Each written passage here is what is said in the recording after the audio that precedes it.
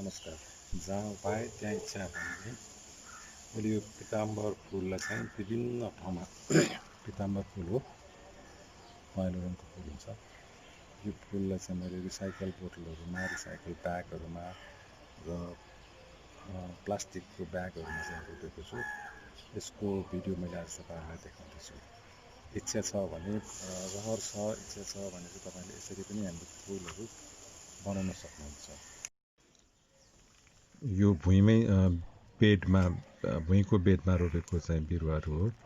यसमा प्राय सबै जमिनमै मैले कलेक्सन गरेर रोपेको छु। कुनै ठुलो छ, कुनै सानो छ र यो जमिनमा चाहिँ राम्रोसँग हुर्किन्छ। खास गरी मलमा पनि मल र माटो राम्रो हुने ठाउँमा चाहिँ राम्ररी हुर्केको छ। अब यो चाहिँ मैले सानो सानो रिसाइकल गरेको प्लास्टिकको बट्टाहरू र दुधको प्याकेट हुन्छ नि, जुन प्लास्टिकको पोका प्याकेटहरूमा चाहिँ रोपेको हो।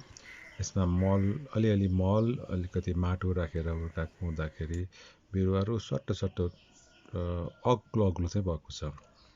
रिसाइकल प्याकेजहरूमा अहिले यो सानो तपाईँले दुधको प्लास्टिक देख्नुभयो दायाँतिर कर्नरमा, यसमा पनि हुर्केको छ। त्यस्तै प्लास्टिक यो आधा काटेको प्लास्टिकको बोतलहरूमा छ।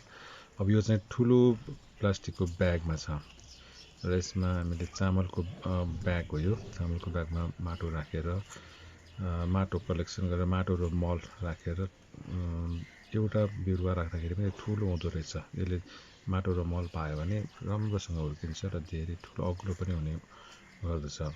सानो माटो र मल कम भयो भने बिरुवा पनि सानो हुन्छ, धेरै भयो भने यसरी राम्रोसँग फैलिएर आउँछ।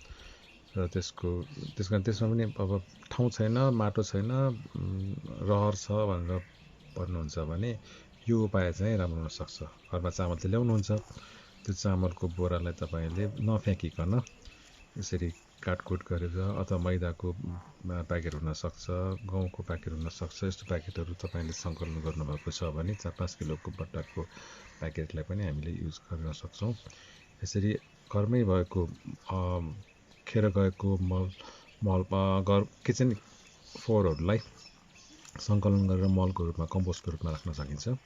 र अलिअलि माटो राखेर माटो र कम्पोस्ट मल भयो भने यसरी हामीले घरमा रिसाइकल गरेको प्याकेटहरूमा पनि उमार्न सक्छौँ। यो चाहिँ मैले अब प्लास्टिकको बोतलको आधा भागमा माटो राखेर हुर्काएको हो। यसमा थोरै मल छ, त्यस कारण यो दुब्लो पातलो छ। यो अलिकति बिरुवा पनि दुब्लो पातलो छ। माटो र मल कम भएको हुँदाखेरि बिरुवा चाहिँ थोरै ठाउँमा पनि यसरी हुर्काउन सकिन्छ, धेरै ठाउँ छैन।